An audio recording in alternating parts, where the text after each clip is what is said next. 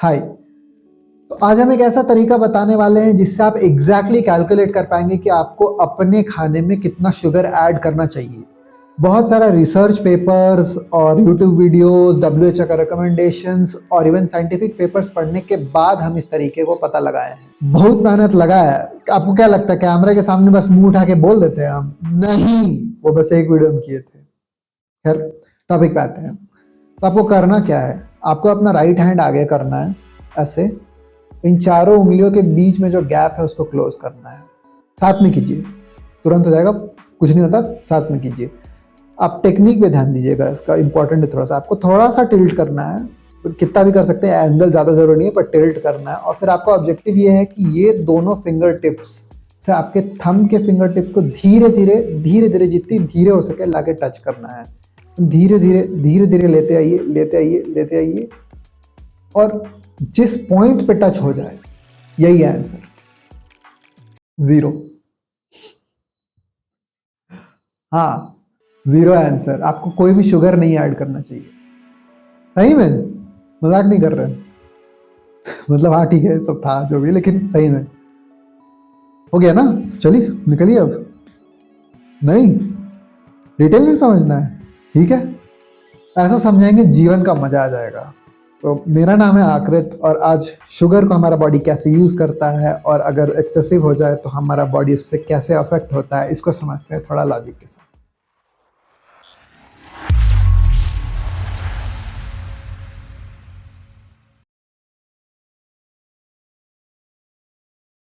तो आपको समझना ये है कि बॉडी को कौन से टाइप की शुगर की जरूरत होती है। देखिए, शुगर ग्लूकोज, फ्रुक्टोज, सुक्रोज होते हैं, पर बॉडी को सिर्फ ग्लूकोज की जरूरत होती है। और ग्लूकोज बहुत सारे सोर्सेज से ऑब्टेन हो जाता है। सारे फूड जो है ब्रेक डाउन होकर ग्लूकोज ही बनता है। सबसे इजीली जो होता है वो कार्ब्स, जो सारे कार्ब्स, कार्बोहाइड्रेट्स जो आप लेते हैं वो सब ग्लूकोज ही बनते हैं। मतलब जितने भी कार्बोहाइड्रेट्स आप खाते हैं वो एसेंशियली शुगर बनते हैं ब्रेक डाउन होकर आपकी बॉडी में। तो इसीलिए एडेड शुगर की जरूरत नहीं होती है अगर आप कार्बोहाइड्रेट्स ऑलरेडी ले रहे हैं। इनफैक्ट अमेरिकन हार्ट एसोसिएशन के हिसाब से बॉडी को बिल्कुल भी लाइक 0 एडेड शुगर की जरूरत। American Heart Association by animal man. बताओ। This is a message from the American Heart Association. Heart disease remains America's #1 killer. Never mind. हम ये कह रहे थे कि अमेरिकन हार्ट एसोसिएशन के हिसाब से आपके बॉडी को एडेड शुगर की जरूरत बिल्कुल भी नहीं है। आप रिसोर्सेज में मैं कुछ लिंक्स डाल दूंगा, जो भी मेरे रिसर्च के थे सोर्सेज, उनका आप उसमें से देख सकते हैं। इनफैक्ट हम लोग में से मोस्ट लोग नॉर्मली हाई कार्ब डाइट पर रहते हैं, which is as bad as high sugar diet. तो अब समझना ये है कि ये हाई कार्ब डाइट या high sugar diet, basically high glucose diet हमारे बॉडी के लिए बुरा क्यों है। तो बहुत सारे सीरियस हेल्थ कंसर्न्स हैं जो एसोसिएटेड हैं हाई शुगर डाइट से, जैसे कि ये ये ये ये ये ये ये ना 25 के बाद हम गिनना छोड़ दिए। तो इतने सारे तो हम ऑब्वियसली इस वीडियो में कवर कर पाएंगे नहीं, तो हम इस वीडियो को 4 सेक्शंस में बांट रहे हैं। Effect of glycation, effect on mitochondria, diabetes, और फाइनली सजेशंस या टिप्स कि आप शुगर इनटेक को कैसे कम कर सकते हैं या कैसे काउंटर कर सकते हैं। तो पहला सेक्शन है ग्लाइकेशन। हम लोग बॉडी का एक फंक्शन देखते हैं और उस पर एक्सेसिव शुगर का क्या इम्पैक्ट होता है। वो है सर्कुलेशन, जो फंक्शन है बॉडी का। बचपन में स्कूल्स में सर्कुलेटरी सिस्टम पढ़ा होगा, जो ऑक्सीजन और कार्बन डाइऑक्साइड को कैरी करते हैं आर्टरीज और नर्व से, वो वाला। तो थोड़ा सा डाइजेशन से शुरू करते हैं। जब हम खाना खाते हैं, शॉर्ट में खाना नॉर्मली खाते हैं, शॉर्ट में समझा रहे हैं। तो जब हम खाना खाते हैं तो जो ब्रेकडाउन वगैरह होता है स्टमक में, फाइनली खाना जो है वो स्मॉल इंटेस्टाइन पे पहुंचता है। सारे विटामिन, न्यूट्रिएंट्स जो है वहीं पे अब्जॉर्व होते हैं। तो ब्लड के 4 कंपोनेंट्स होते हैं, उसमें से एक कंपोनेंट जो होता है प्लाज्मा, वो सारे न्यूट्रिएंट्स को कैरी करता है। और एक और कंपोनेंट होता है रेड ब्लड सेल्स, जिसका काम होता है ऑक्सीजन को कैरी करना और कार्बन डाइऑक्साइड को वापसी के टाइम कैरी करना। तो अगर आपने एक्सेसिव शुगर खाया हो तो रेड ब्लड सेल्स, जिसका काम होता है ऑक्सीजन कैरी करना, उसमें एक कंपोनेंट होता है हेमोग्लोबिन। वो एक टाइप का प्रोटीन होता है। तो हेमोग्लोबिन का जो है केमिकल बाइंडिंग हो जाता है शुगर के साथ। अब ये बाइंडिंग जो है शुगर और हेमोग्लोबिन के बीच में हुई है, तो हेमोग्लोबिन ऑक्सीजन के साथ बाइंड नहीं कर सकता। तो रेड ब्लड सेल जो है उसकी कैपेसिटी या एफिशिएंसी कम हो जाती है कि वो ऑक्सीजन कैरी करे। बेसिकली टॉक्सिक रिलेशनशिप है which is bad, like normal से ज्यादा हो तो बैड। ओके नेक्स्ट, तो ये जब ग्लाइकेशन होता है तो जो रेड ब्लड सेल्स होते हैं वो थोड़े से स्टिकी हो जाते हैं। तो अब सर्कुलेटरी सिस्टम को थोड़ा सा ध्यान से समझते हैं तो क्लियर होगा। ओके, तो अब हम देखते हैं कि ग्लाइकेशन का हमारे सर्कुलेटरी सिस्टम पे इफेक्ट कैसे होता है। इसको इग्नोर कीजिए। तो ये हमारा हार्ट है। इससे पहले कोई कुछ बोले, हमको पता है हार्ट ऐसा नहीं दिखता है, ये डायग्राम सिर्फ समझने के लिए है, साइंटिफिक नहीं है, तो समझिए बस ऐसा है। तो आर्टरीज जो है ये हार्ट से जो ब्लड पंप करती हैं, और आर्टरीज और पतले होके आर्टेरियोल्स बोलते हैं, वो डिवाइड होती है, और फिर वो ब्लड कैपिलरीज का एक बेड बनता है। ये बहुत छोटा, इसी को बड़ा करके दिखाया मैंने। तो छोटे छोटे ब्लड कैपिलरीज होती हैं जो कि ब्लड कैरी, मतलब इनमें ब्लड फ्लो होता है। एक कैपिलरी जो है, इसको थोड़ा सा बड़ा करके दिखाया है, ये इतना ही बड़ा होता है कि एक बार में एक रेड ब्लड सेल जो है वो उसमें से क्रॉस हो पाए। और अब होता क्या ग्लाइकेशन से कि ये जो रेड ब्लड सेल्स हैं इनमें से कुछ हैं जो कि शुगर के साथ बॉन्डेड है, इनका हेमोग्लोबिन शुगर के साथ बॉन्डेड है। तो एक तो वो खुद ऑक्सीजन कैरी नहीं कर रहे हैं, ऊपर से ये स्टिकी होते हैं, चिपचिपे होते हैं थोड़े, क्योंकि उनमें शुगर की बॉन्डिंग है। तो ये जो है वो कैपिलरीज को भी ब्लॉक कर देते हैं। तो अगर ये ब्लॉकेज थोड़ी ज्यादा हो तो फिर ब्लड कैपिलरीज जो है उनमें अनवांटेड इफेक्ट्स होते हैं, जैसे कि टिंगलिंग की सेंसेशन या नमनेस की सेंसेशन, मतलब झिनझिनाना या फिर सुन पड़ जाना उंगलियों में या टोज में अक्सर होता है। आपने देखा होगा कि अगर आप कोई एक पॉइंट पे ज़्यादा प्रेशर लगा के रखें सोते समय या कैसे भी बैठते हुए, और ब्लड फ्लो अगर रुक जाए तो फिर वो पार्ट में थोड़ी सी झंझनाहट होती है, पैरों में हाथों में झंझनाहट होती है, या फिर सुन पड़ जाता है। बट ब्लड फ्लो वापस होने के बाद तो थोड़ी देर में ठीक हो जाता है। ग्लाइकेशन के केस में भी ऑक्सीजन नहीं मिल रहा है, इसीलिए यहाँ पे भी नमनेस होती है, बट बिकॉज ये प्रेशर की वजह से नहीं है, ये खुद से ठीक नहीं होता, इसलिए मेडिकेशन वगैरह लेना पड़ता है। तो ये एक प्रॉब्लम होती है। अब अगर ये ग्लाइकेशन जो है ऑप्टिकल नर्व्स में हो, तो मतलब जो हमारे आंखों की नर्व्स होती है उनमें हो, तो फिर विजन पे इफेक्ट पड़ता है, और रेटिना पे इफेक्ट होता है, ग्लोकोमा और कैटरैक्ट जैसी बीमारियां भी होती हैं। तो ये काफ़ी डेंजरस चीज़ है हमारे लिए जो ग्लाइकेशन है। और एक्सट्रीम केसेस में क्या होता है कि जब बहुत ज़्यादा ऑक्सीजन डिप्राइव्ड हो, पूरा एरिया ही ऑक्सीजन डिप्राइव्ड हो, बहुत ज़्यादा कैपिलरीज वहाँ पे डिप्राइव्ड हो, तो वहाँ पे पैथोजन का ग्रोथ होने लगता है। पैथोजन मतलब ऐसे बैक्टीरिया, फंजाई, फंगी जो भी वगैरह वगैरह, उनका ग्रोथ होने लगता है।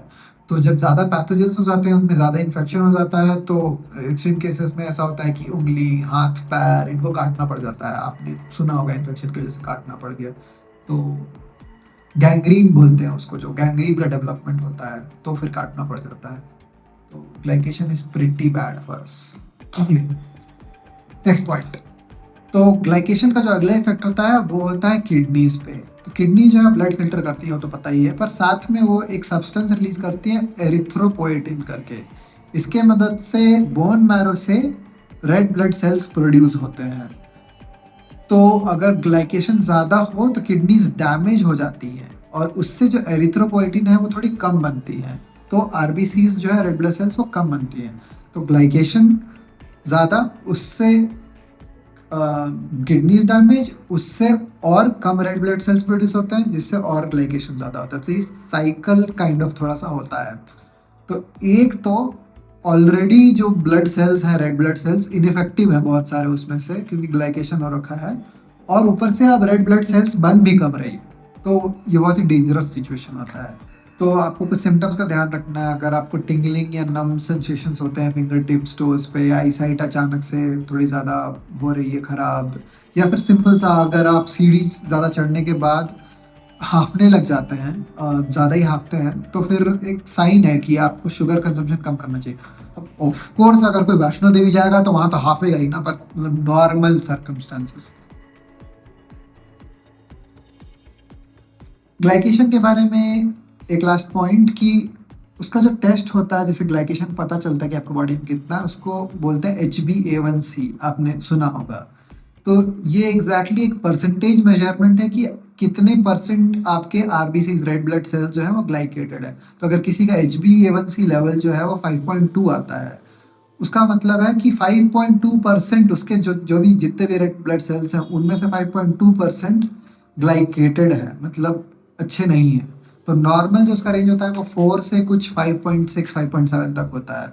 अगर आपका 5.6 या 5.7 से ज़्यादा है तो आप प्री डायबिटिक में आते हैं, और 6.4 से ज़्यादा है तो फिर आप डायबिटिक के रेंज में आते हैं। तो जितना ज़्यादा HbA1c उतना ज़्यादा आपके अंदर ग्लाइकेशन। नेक्स्ट सेक्शन में देखते हैं कि माइटोकॉन्ड्रिया पे शुगर का क्या इम्पैक्ट होता है। स्कूल के टाइम से ये लाइन याद होगी कि mitochondria is the power house of the cell, और शुगर जो है वो माइटोकॉन्ड्रिया को डैमेज करता है। तो अब ये देखते हैं कि अगर पावर हाउस बंद हो जाए तो जीवन में कितना अंधकार। ए भाई, ए चल रही, हाँ आया आया। खैर, तो माइटोकॉन्ड्रिया जो होता है वो ऐसा होता है कि सेल्स जो हैं वो, उनमें एक सेक्शन होता है माइटोकॉन्ड्रिया का, वो उसका काम ही होता है कि फ्यूल को कंज्यूम करके एनर्जी देता है। और अगर वो डैमेज होता है तो उससे बहुत सारे प्रॉब्लम्स हैं। इनफैक्ट मोस्ट ऑफ द जो नॉन इन्फेक्शियस डिजीज हैं वो माइटोकॉन्ड्रिया के डैमेज से ही होते हैं, जैसे कि कार्डियोवास्कुलर डिजीजेस हार्ट की, या liver, kidney, Alzheimer's, cancer. In fact cancer का तो रीज़न ही ये होता है कि माइटोकॉन्ड्रिया डैमेज हो गया तो जो एनर्जी नहीं मिली तो नॉर्मल सेल्स कैंसरस सेल्स बन गए। ऐसा हो ही नहीं सकता कि माइटोकॉन्ड्रिया ठीक हो किसी को कैंसर हो जाए। माइटोकॉन्ड्रिया बहुत सारी चीज़ों से डैमेज होता है, और लिस्ट के टॉप पर है शुगर। तो शुगर के इंटेक से क्या होता है, लो लेवल ऑक्सीजन स्टेट पे हमारा बॉडी पहुंचता है, जिससे कि बहुत सारे रिएक्टिव ऑक्सीजन मॉलिक्यूल्स प्रोड्यूस होते हैं, मतलब फ्री रेडिकल्स। आप सिंपल सा ऐसा समझिए कि फ्री रेडिकल्स का मतलब है यमराज। तो जितने ज़्यादा फ्री रेडिकल्स उतना ज़्यादा यमराज को बुलावा। और फ्री रेडिकल्स के प्रेजेंस से होता क्या है कि बहुत सारे कॉम्प्लिकेशंस हो सकते हैं, डैमेज हो सकता है हमारे सेल्स को, और जो माइटोकॉन्ड्रिया है उसके अंदर का जो DNA है वो म्यूटेट हो जाता है। माइटोकॉन्ड्रिया की जो संख्या है उसका जो काउंट है वो कम हो जाता है, और माइटोकॉन्ड्रिया जो है वो कम एफिशिएंट हो जाते हैं, मतलब फ्यूल रहते हुए भी वो एनर्जी नहीं बना पाते हैं। तो एनर्जी नहीं बना पाते तो उससे बहुत सारे डिजीज होते हैं, जैसे अल्जाइमर्स और कैंसर। कैंसर के केस में क्या होता है कि एनर्जी उनको माइटोकॉन्ड्रिया से नहीं मिलता सेल्स को, तो वो सेल्स जो है वो कहीं और से कब्जा करने लग जाते हैं, जैसे शुगर वगैरह से। जब हमारा माइटोकॉन्ड्रिया डैमेज होता है तो ऑक्सीडेटिव स्ट्रेस वाला स्टेट होता है, मतलब कि एंटीऑक्सीडेंट्स कम और फ्री रेडिकल ज़्यादा। एंटीऑक्सीडेंट्स को आप ऐसा समझ लीजिए कि वो अच्छी चीज़ है हमारी बॉडी के लिए, वो अमृत है। तो अगर यमराज ज़्यादा है और अमृत कम है तो वो हमारे बॉडी के लिए अच्छा स्टेट नहीं होता है।